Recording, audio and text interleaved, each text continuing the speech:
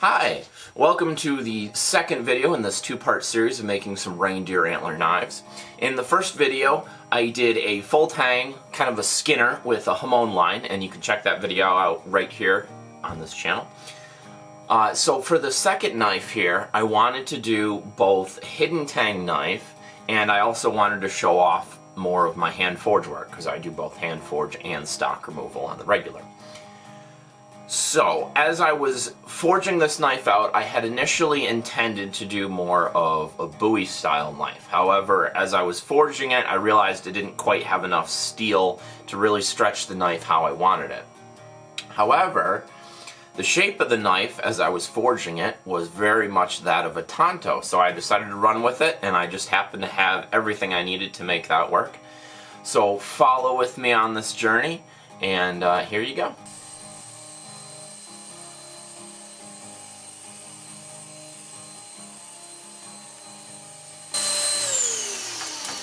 Alright, so the first thing I'm going to do with this knife is we're going to forge out that tang. So I'm going to start by hitting about 4 or 5 times on that side, flipping it, hitting another 4 or 5, then flattening everything out. I'm going to hit this side again, because I really want my triangle here to be nice and even, so I can get that tang right in the center of the knife.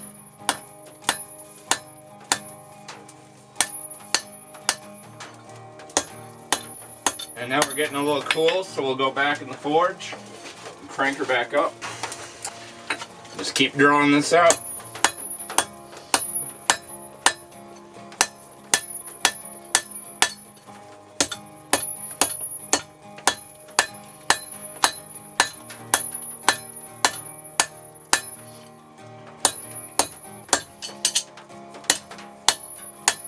And I just gotta make sure that I'm just keep moving this steel, keeping everything even, and when it cools down too much, we just go back in the forge. So to really get this tang drawn out faster, I'm gonna use the horn of my anvil here. So I'm gonna hit that steel, just like it was before, but because I've got a little bit of that force underneath, we're drawing this out a lot faster, because the steel kind of has a place to go. So, you know, basic laws of physics, the steel energy has to be transferred and make the steel move in a direction. And if you're hitting it on a flat surface, that direction is going to want to be more so inward. You think of it like a taco folding if you hit it just on the flat. But if you hit it on the horn, when you hit that steel, you can see with my hand, that steel wants to go down and around the horn, which stretches it out, rather than just pushing it and making it taco. Alright, so I got the tang forged out how I want it. Now we're going to cut out my edge. Get this how I want it. Probably just start to give it a bevel here. About, yeah, that length looks good.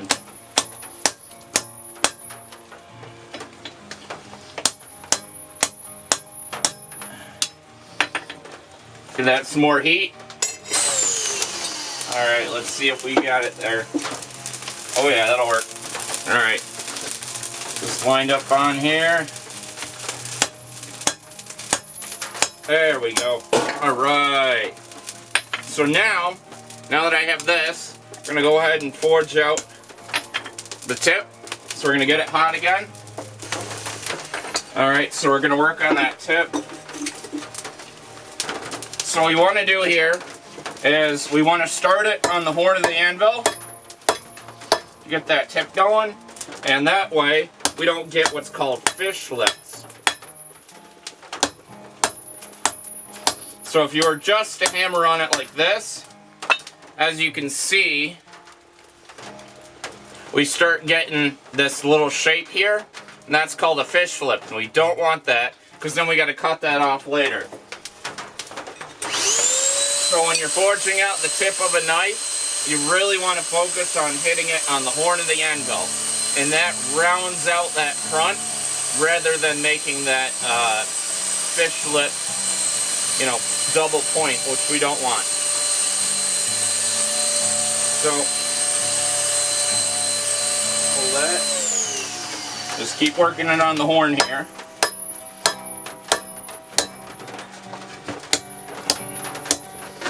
And we can kind of round that over. Flatten it out.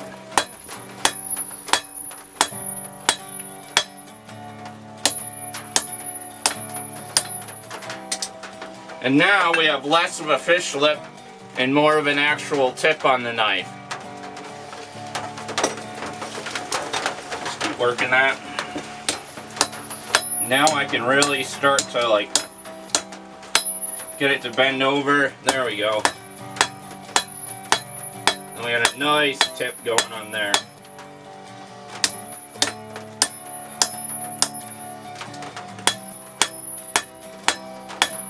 There we go. Alright, so let's get that hot again. And then we're going to start working the edge out.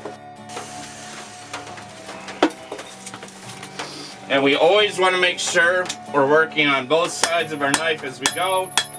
Make everything nice and even.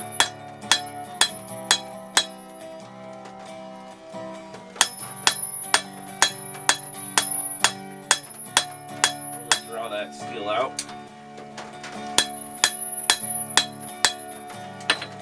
You can see we're starting to get that shape there, so let's get that back in the forge.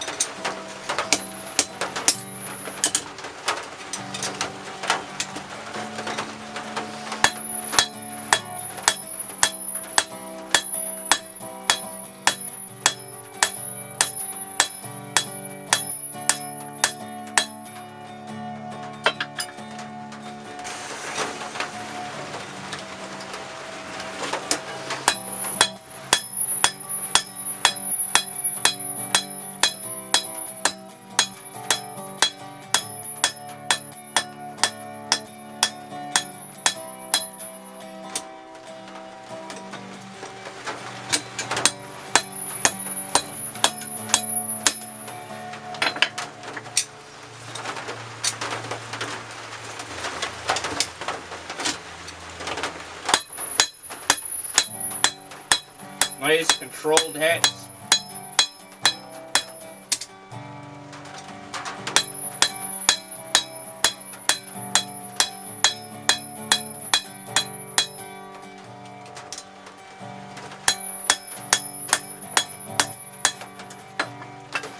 I'm going to keep drawing that out a little bit more.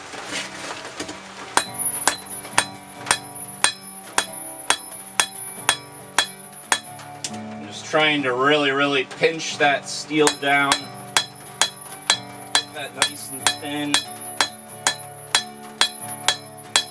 Then I'll go back through and fix any really big divots that I put in it. We're starting to banana again, so we'll go ahead and chase after that. Now we just got to work on that tip there, get that back where I want it.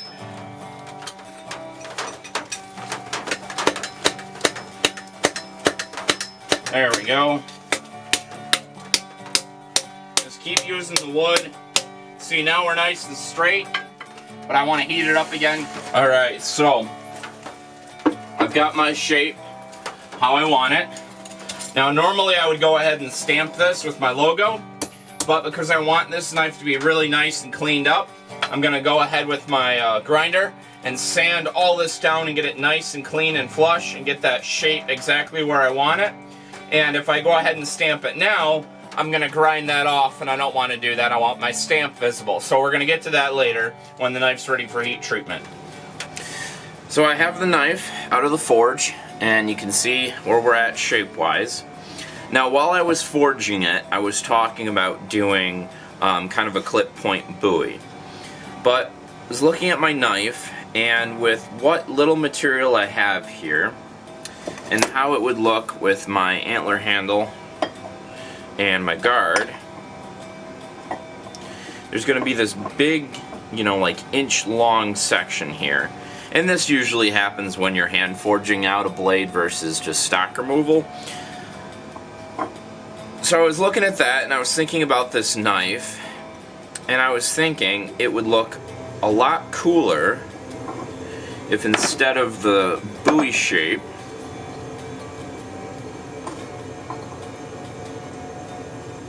we give the knife a habaki and make it into a Japanese Tanto.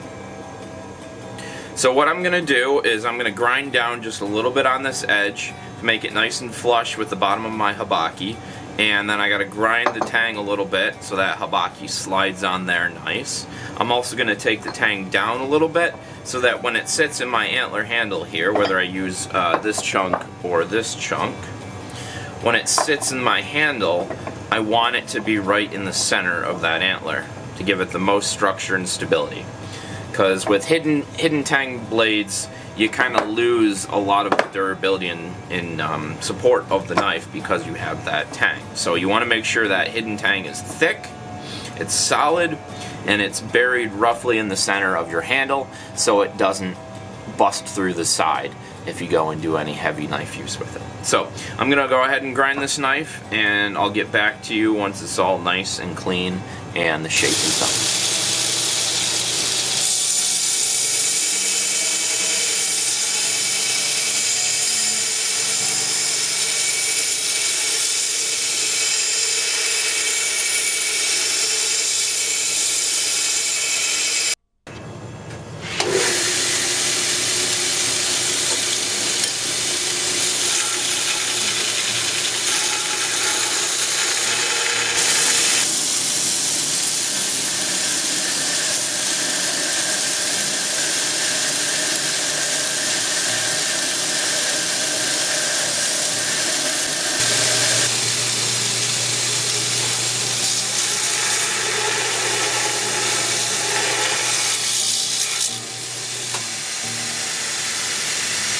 Alright, so I have my rough shape here, and I'm actually going to go out to the forge and stamp my emblem on there and anneal the blade so it gets nice and soft, so I can go ahead and finish this edge and make it look really, really pretty.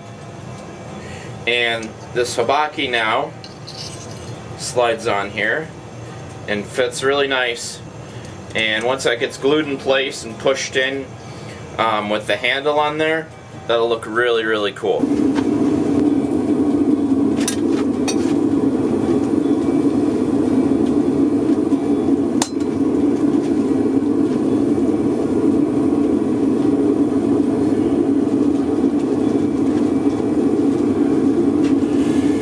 So I got the knife stamped, and I'm going to sand her down to 60 grit and then put my furnace cement on there for the Hamon.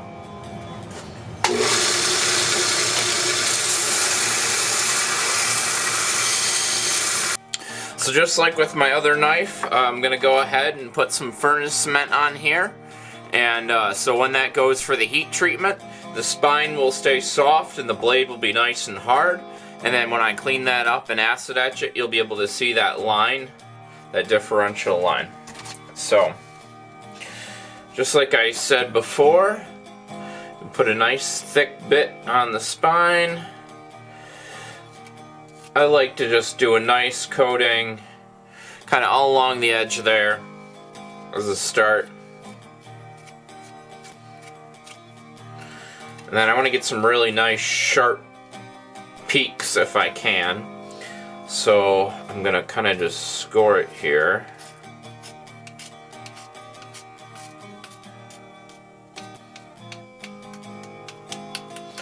Break that pattern up.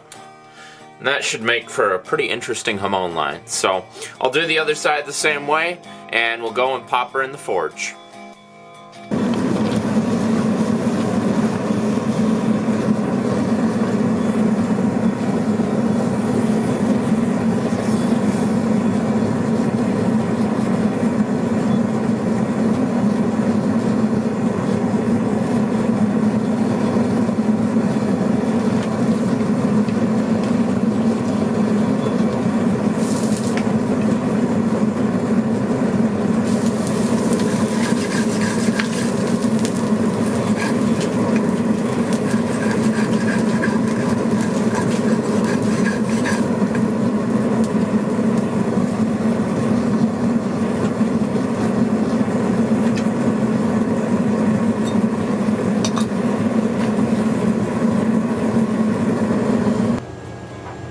Alright, so I just pulled her out of the oven. She was in there at 450 for an hour.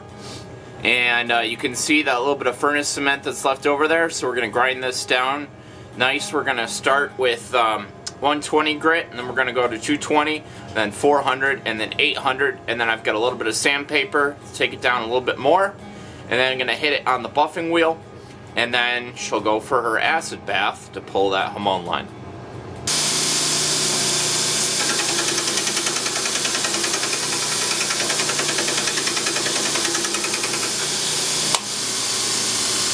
Alright, that's the 800. And let's see if I can get it in the camera so you can see that hamon line. You can just barely see it, because that's before the acid etch. But when the light hits it just right, you can just see it there. So now I'm going to hit it on my buffing wheel, and that should take it to roughly about 1,000 grit or so. And then we'll go ahead and do that first acid etch. I might hit it with some sandpaper. We'll see how it's looking, but those brand new belts do a really, really good job. All right.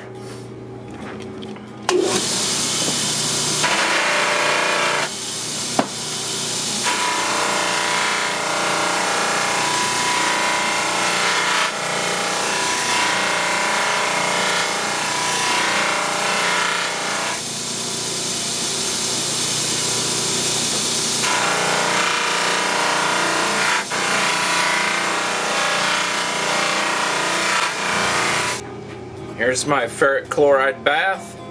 So make sure that knife is nice and clean. Dunk her in for about 30 seconds or so.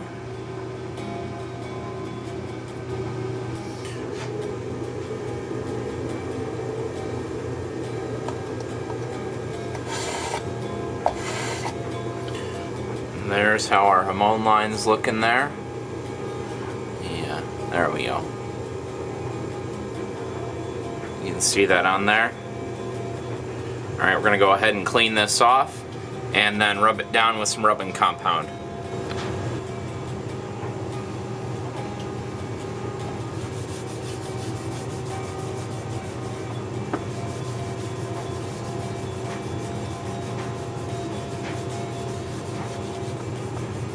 Oh yeah, this is going to turn out really nice. I can see that hamon line coming out on there. That's going to be beautiful.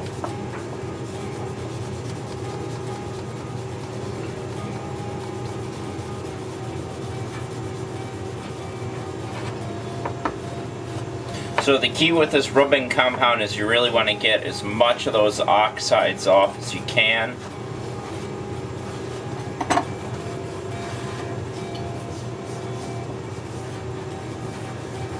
And I'll probably do this 3 times to get this hamon line really, really nice and etched in there. But there you go, you can definitely see that now. Yeah, get a little closer here. There you go. Oh yeah, she's going to be real pretty. Alright, I'm going to take it over to the buffing wheel again and get her back to a mirror polish and repeat the process. And I'll get back to you once that hamon line is nice and where I want it. So I went ahead and I got the habaki attached and glued on here really good. And I've got my bit of antler here for the handle. So what we're going to do now is I'm going to drill a hole in here for the tang of our knife here. And then I'm actually going to make a little copper spacer that's going to go in between the antler and the habaki. And that's just going to look really cool. So we'll go ahead over my drill press and get that hole done. So how I like to do drilling holes for tangs, hidden tangs, is I start with the smallest size of my tang. So the very bottom of the tang there, I find that size drill bit, go ahead and drill my first hole. You want to go slow and careful until you once you get it started.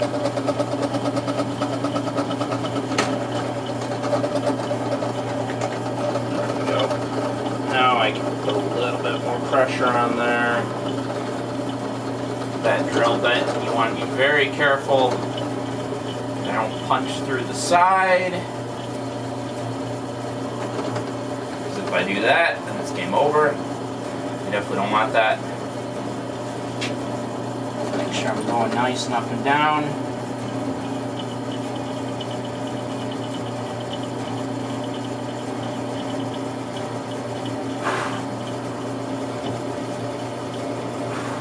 Clean out that antler as I go. Help the drill. That'll do it. Now we'll just clean that out and go for the next size up on drill bits.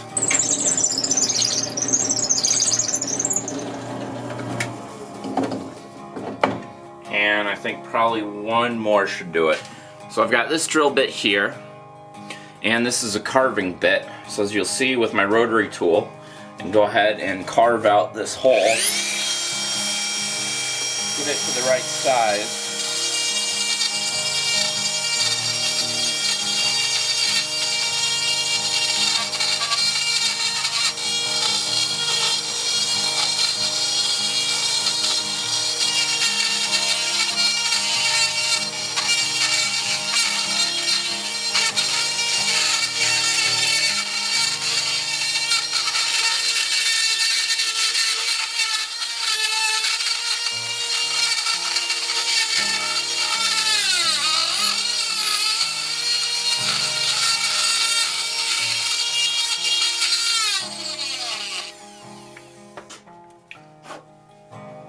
That should be getting there. So I'm just going to keep working on this until that tang fits in there really nice and just slides right down in it. I want it to be tight where I can tap it down in there, but I don't want it to be so tight that in the process of doing that I snap the tang. Luckily this is a good thick tang and I shouldn't have an issue there, but in any case you want a tight fit but not too tight. So I got the hole for the tang drilled and all set, and she fits in there really nice and tight, just to the point where I'll have to tap her down, which is exactly what I want. But I have a small issue. Our handle is a little bit too small for that habaki.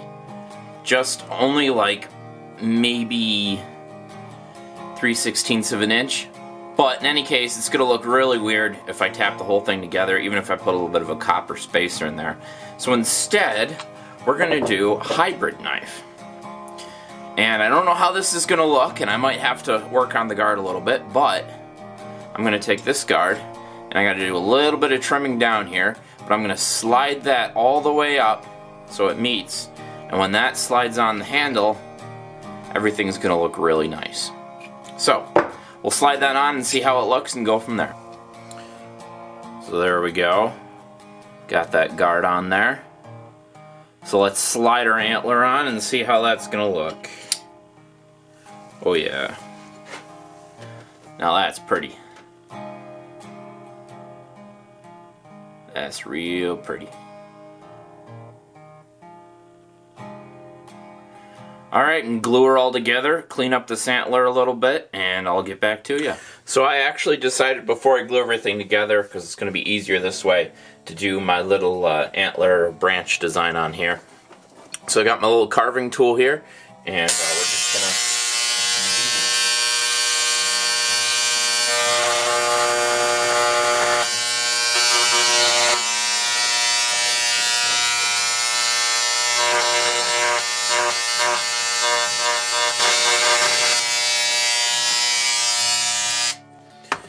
And we'll just wipe it off with a little bit of acetone and a little bit of steel wool.